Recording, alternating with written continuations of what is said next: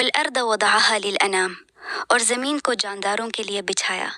علاوہ فیہا فاکہۃ والنخل ذات الاکمام، اس میں پھل ہے اور کھجوریں ہیں جن میں غلاف ہے۔ اسی نے اس کو بولنا سکھایا۔ 5 الشمس والقمر بحسبان، سورج اور چاند ایک حساب سے چل رہے ہیں۔ آپ سے گزارش ہے کہ ہماری ویڈیو کو لائک کریں اور رینز ون کو سبسکرائب کریں۔ سورۃ الرحمن۔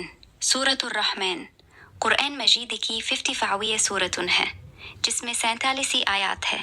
یہ اللہ تعالیٰ کی رحمت، اس کی نعمتوں اور جنت کی نعمتوں کا خوبصورت بیان ہے۔ مشہور تکرار فَبِأَيِّ آلَاءِ رَبِّكُمَا تُكَذِّبَانِ، تو تم اپنے رب کی کون کون سی نعمت کو جھٹلاؤ گے، تیسری مرتبہ آتا ہے۔ یہاں مولانا فتح محمد جالندھری کے مشہور پاکستانی اردو ترجمہ کے ساتھ مکمل سورت پیش ہے۔ بسم اللہ الرحمن الرحیم سے شروع۔ بسم اللہ الرحمن الرحیم، شروع اللہ کے نام سے جو بڑا مہربان نہایت رحم والا ہے۔ 1 الرحمن، وہ جو نہایت مہربان ہے۔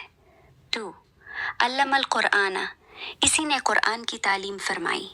3 خلق الانسان، اسی نے انسان کو پیدا کیا۔ 4 علمہ البیان، اسی نے اس کو بولنا سکھایا۔ 5 الشمس والقمر بحسبان، سورج اور چاند ایک حساب سے چل رہے ہیں۔ 6 والنجم والشجر یسجدان، اور سب درخت اور گھاس جھکتے ہیں۔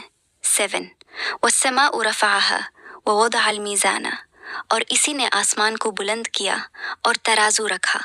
8 اللہ تطغوا فی المیزان، تاکہ تم ترازو میں زیادتی نہ کرو۔ 9 وقیموا الوزن بالقسط ولا تخسروا المیزان بالقسط، اور انصاف کے ساتھ تول رکھو اور تول میں کمی نہ کرو۔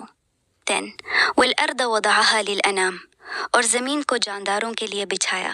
علاوہ فیہا فاکہۃ والنخل ذات الاکمام، اس میں پھل ہے اور کھجوریں ہیں جن میں غلاف ہے۔ دوا والحب ذو العصف والریحان، اور اناج جس کے ساتھ بھوس ہوتا ہے اور خوشبودار پھول۔ 67 فَبِأَيِّ آلَاءِ رَبِّكُمَا تُكَذِّبَانِ، تو تم اپنے رب کی کون سی نعمت کو جھٹلاؤ گے۔ 68 خلق الانسان من صلصال کالفخار، اس نے انسان کو خشک مٹی سے پیدا کیا جیسے کنگھیر کا برتن۔ وخلق الجان من من نار، اور جن کو آگ کی لپٹ سے پیدا کیا۔ 16 فَبِأَيِّ آلَاءِ رَبِّكُمَا تُكَذِّبَانِ، تو تم اپنے رب کی کون کون سی نعمت کو جھٹلاؤ گے۔ یہاں سے سورت جاری رہتی ہے، نعمتوں کا تذکرہ، جنت کے باغات، حوریں، پھل، چشمے اور آخرت کا منظر بیان ہوتا ہے۔ مکمل سورت کا خلاصہ اور باقی آیات کے ترجمہ کا رجحان یہی ہے۔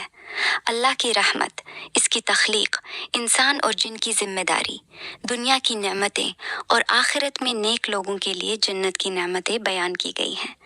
اللہ ہمیں قرآن پر عمل کرنے کی توفیق دے، آمین۔